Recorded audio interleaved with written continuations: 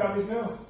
Berikutnya saya ingin bertanya kepada Pak Wisnu mengenai baru-baru ini ada seminar virtual menjadi yang diadakan oleh salah satu partai di Bali mengenai Perda Desa Adat. Belum apa-apa sudah. Kan Perda itu kan baru lahir 2019. Perda 44 terserah. Jadi sudah ada usulan supaya direvisi. Karena katanya desa adat diintervensi oleh kepentingan politik. Kalau menurut pandangan Pak Wisnu gimana? Ya, saya kebetulan mengikuti proses lahirnya Perda Desa Adat.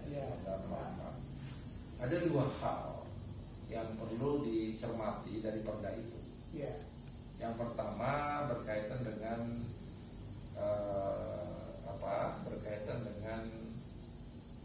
legal draftingnya. Kalau itu menyangkut legal drafting kan lebih kepada bagaimana penulisan, tata letak itu kan legal drafting nih. Siapa yang mana yang duluan, mana yang belakangan itu legal drafting. Oke lah, kalau arahnya ke situ, konteksnya adalah ada yang perlu ini loh, pasal ini atau diktum ini mestinya gini, ya itu kan lebih ke menyempurnakan gitu. Kalau itu yang dimaksud mengganti, ya kan oke lah gitu ya. Tetapi kalau berkaitan dengan substansi, ini kan harus beda. Ada dua hal yang beda. Kalau dari substansi saya melihat Perda yang nomor 4 tahun 2019 ini cukup baik dalam rangka bagaimana keberpihakan pemerintah terhadap desa adat yang diakui sebagai komunitas yang memang memiliki kekuatan yang luar biasa. Tidak saja dari kita, dari masyarakat dunia pun mengakui bahwa desa adat di Bali ini benteng budaya, benteng kemasyarakatan, kemudian kemandirian, hak otonomi, dan mereka tidak pernah ngerecoki kok pemerintah. Iya kan? Pernah nggak kegiatan adat ngerecoki pemerintah? Enggak kan? Bahkan mereka sangat-sangat terbukti membantu semua program pemerintah, otonom. Dan Perda ini sudah memberikan ruang yang sangat baik. Ya, karena di situ saya lihat pertama dari sisi filosofinya, ini kembali ke desa adat. Kan Undang-Undang Dasar pun kan memberikan pengakuan terhadap hukum adat kan, gitu kan, hak asal usul, dan itulah desa adat yang sekarang sudah dibentengi, diberikan kekuatan yang seutuhnya sebenarnya oleh Perda. Bahkan sekarang APBD pun itu secara jelas diatur untuk digunakan, diberikan kepada desa adat. Kenapa itu boleh? Ya boleh lah. Iya kan? Boleh lah. Pernah nggak desa adat nuntut berapa pemerintah nyewa Bali Banjar untuk kantor klien? Pernah nggak?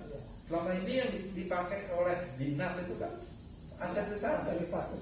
Pernah nggak desa adat kemudian minta sewa? Kalau itu hitung-hitungan ekonominya, mestinya boleh dong. Jadi kepala dusun itu tuh nggak punya kantor. Kalau di Bali punya kantornya itu diambil Bali Banjar. Bali Banjar itu adalah kekayaan desa adat. Pernah nggak kemudian desa adat untuk pemerintah sewa dong untuk kantor? Mestinya boleh itu, tetapi kan nggak dilakukan. Itu satu. Yang kedua, kaitannya dengan Bage Pahariangan, Pawakan dan pelemahan itu juga sudah sangat-sangat baik. Tinggal sekarang dilaksanakan. Kalau mengganti itu biasanya kan adalah masa baru lahir belum dilaksanakan diganti. Ini logika politiknya di mana? Iya kan? Kalau bahwa di situ ada sesuatu yang kesannya dalam tanda kutip intervensi, siapa yang mengintervensi siapa, kan ini juga perlu ditanyakan. Iya kan? Pertanyaannya kan itu. Ya, ketika kemudian pemerintah atau yang berkuasa saat ini memberikan tempat, memberikan ruang, dan memberikan fasilitas atau memberikan pendanaan terhadap desa adat, apakah itu termasuk kategori intervensi? Ini pertanyaan yang kedua yang perlu kita kupas. Bahkan ini adalah sebuah perhatian yang luar biasa atas pengakuan dan kontribusi desa adat yang sebelumnya tidak pernah diperhatikan. Dalam tanda kutip dimanfaatkan. Ya untungnya Bali itu polos dan misi anut, diapakan aja diem. Nah sekarang bukan kesempatan sebetulnya. Ini memang hak desa adat yang harus dia dapatkan. Nah persoalannya kemudian lalu yang berkuasa memberikan itu lalu dia mendapatkan hikmah dari apa yang dia berikan, itu lebih kepada impact kan yang ditimbulkan atas kebijakan yang diberikan kepada lembaga yang memang sepatutnya diberikan gitu. Iya kan? Ya, kalau menurut pandangan saya, kita berpikirnya sederhana saja. Siapa yang mengintervensi siapa juga perlu pertanyaan, perlu dijelaskan, perlu dijelaskan bahwa di situ kemudian si A, si B secara oknum tidak bisa masuk karena sudah si B itu ya urusan dia. Jangan disadar diajak-ajak gitu. Kalau saya loh ya. Saya juga beranggapan seperti itu.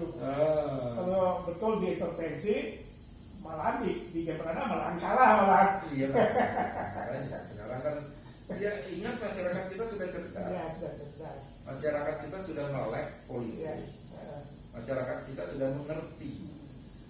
Dan ini mesti harus kita syukuri. Ya. Karena saya terlibat ya dari zaman reformasi, dari zaman orang ribut-ribut, ya sampai saat ini saya ada di dalamnya, jadi bukan outsider. Ya. Jadi mengerti betul bagaimana kondisi kita. Bahkan saya sampai sekarang masih menjadi ketua sabet desa di desa adat. Bagaimana keluhan mereka. Ya. Kemudian ya, katakanlah sekarang COVID, bagaimana kemandirian desa adat dalam memerangi COVID ini luar biasa. Di tempat lain nggak ada loh. Dengan satgas dan sebagainya, dengan kepatuhan, dengan coba di desa-desa lihat corong yang hidup itu punya siapa? Punya desa adat yang memberikan komending terhadap aturan protokol kesehatan itu punya siapa? Baik Pak, terima kasih Pak Wisnu mengenai desa adat. Terakhir barangkali ini kita ingin sekalipun mungkin bukan apa istilahnya, bukan ya anggaplah cahaya Bapak, tapi saya yakin Pak bisa menjawab. Namanya juga, ya. Namanya juga ngobrol-ngobrol. Mengenai pariwisata kita, terutama libur panjang Natal dan Tahun Baru ini. Nah ini lagi, kan saya bisa banyak yang membuli Pak Gubernur bikin SE begini. Ini lagi, karena saya bisa itu, saya bisa masuk ke situ dari sisi kebijakan. Ya. Dari sisi kebijakan ya. Kebetulan saya juga concern. Warna Dewa itu kan ekowisata kan, basicnya. Ekowisata itu wisata lingkungan. Jadi gini, 2020 mulai Maret kita tahu bahwa terjadi pandemi COVID-19 yang dampaknya itu luar biasa. Tidak saja ke kesehatan, tetapi itu merambah ke sektor ekonomi, sosial, dan bahkan stres social stres. Ini yang terjadi. Dan ini berlanjut sampai sekarang kita belum ada kepastian. Nah, di tengah-tengah pandemi ini ada problem yang luar biasa, khususnya Bali yang kita hadapi. Di satu sisi kita daerah pariwisata. Daerah pariwisata itu tentu tempat yang dikunjungi banyak orang, iya kan? Daerah wisata ini kan mengundang orang datang. Di situ ada interaksi, di situ ada kerumunan, di situ ada kegiatan. Ini pariwisata. Tiba-tiba COVID ini membalikkan 120 derajat tentang budaya berlancong sekarang tinggal di rumah, budaya ngumpul sekarang harus social distancing, iya kan? Budaya simekramo sekarang lewat daring. Jadi semua dipotong nih, sehingga ini sangat dirasakan sekali dampaknya bagi utamanya pariwisata ya. Kita tahu kan 10 digit kita Ya. minus. Ah, Kemudian hotel hampir nol. tutup, restoran dan ya semua kegiatan, Semua. objek-objek wisata yang notabene di situ banyak investasi. Tarik menariknya kan di situ antara kepentingan kesehatan dengan kepentingan pariwisata untuk mengundang orang datang untuk berkerumun dan sebagainya. Ini sekarang tarik menarik. Kita mau berpihak kemana? Kalau saya ya, kesehatan dulu lah harus kita jaga. Iya. Jadi ketika misalnya Pak Gubernur kemarin dalam tanda kutip mengeluarkan surat edaran, dan itu pun surat edarannya adalah petunjuk dari pusat yang harus disampaikan. Ya. Karena kalau Gubernur tidak melakukan itu, kalau terjadi apa-apa yang kena Gubernur. Contohnya DKI ya, Ya. karena dia penanggung jawab daerah, dia harus bersikap. Iya kan? Kalau dia tidak lakukan itu, yang kena siapa dia?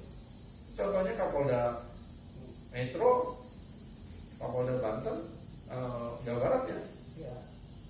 Walaupun dia sudah melangkah, sudah melakukan tapi Gimana? fakta yang di lapangan seperti itu, yang kena dia kan? Iya kan? Ini satu ya. Maka wajib apapun risikonya, ya kan? Jadi kalau dibully ya itulah. Itu saya pikir kan banyak orang suka, banyak orang tidak suka, kan wajar ya. Tapi belakangan akhirnya mereka saja mengerti juga, Pak. Makanya Ya, saya mengerti. bilang, kalau kita mengambil kebijakan yang benar, Ya. iya kan? Ya. Nah sekarang begini, saya sekarang andaikan dengan Bali, anggaplah kita posisikan sekarang SDM itu mematikan pariwisata Bali, itu dulu, kan begitu. Ya. Sekarang ada apa? Oke, Pak Gubernur sekarang buka pariwisata Bali Desember karena banyak udah Ya. tiba-tiba katakanlah datang 1000 wisatawan dengan membawa $100 masing-masing wisatawan. Berarti di Bali sudah beredar 1000 kali 100 berapa dolar itu? Wah. $1.000. Nah sekarang yang 1000 ini datang ke Bali, kemudian Januari katakan tengah Januari pulang dia. Setelah pulang kita terpapar 2000. Iya kan? Ya. Terpapar 2000. Nah, terpapar 2000 yang bertanggung jawab terhadap orang yang terpapar itu siapa? Pemerintah yang harus mengeluarkan uang untuk membiayai pertama swabnya, kedua pengobatannya ketika, dan yang 2000 terpapar ini kemudian dia harus 14 hari paling tidak diam, tidak beraktivitas.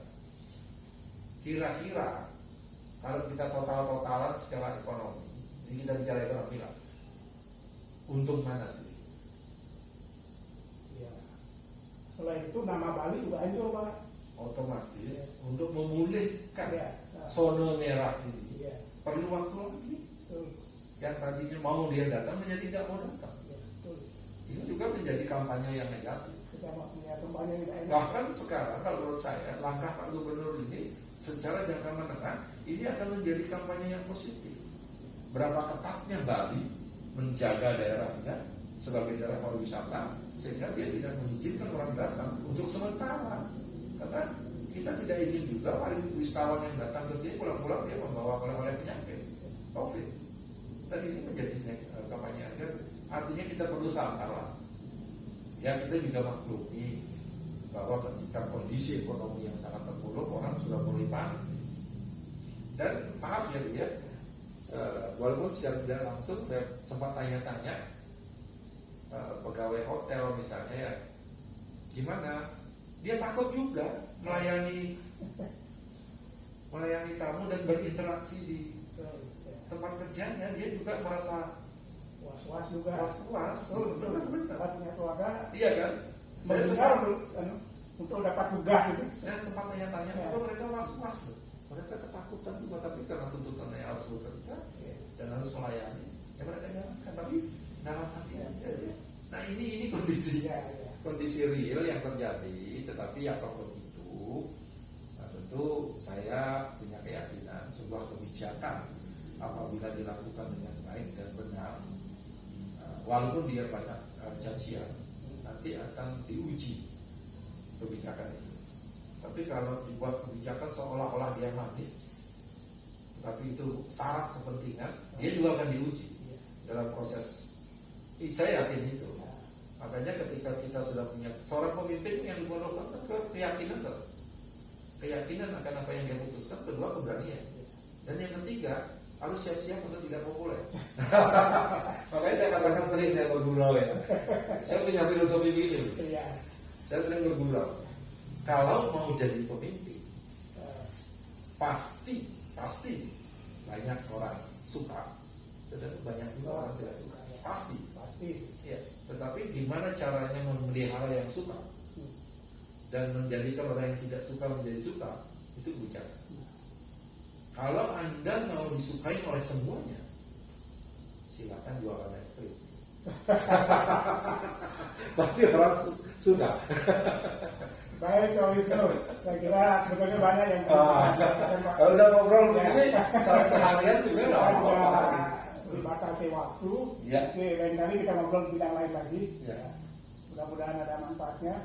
Saudara-saudara sekalian, para sahabat yang kami banggakan, saya kira itu pertemuan kami dengan Pak Dr. Wisnu Mukti yang beliau banyak jabatan, banyak aktivitas juga. Mudah-mudahan ada manfaatnya. Salam NBC Naryano Bali Channel. Terima kasih. Ya, terima kasih Beli udah undang kita, dan saya senang sekali bisa ngobrol-ngobrol kayak gini sehingga kita bisa sharing Pak. Iya. Terima kasih. Salam dari saya untuk teman-teman NBC. Wow, ini keren nih. Saya bangga ini, negara ini orangnya kreatif, punya NBC. Saya mau tiru lah nanti, mau belajar tuh beliau. Terima kasih. Oke Pak.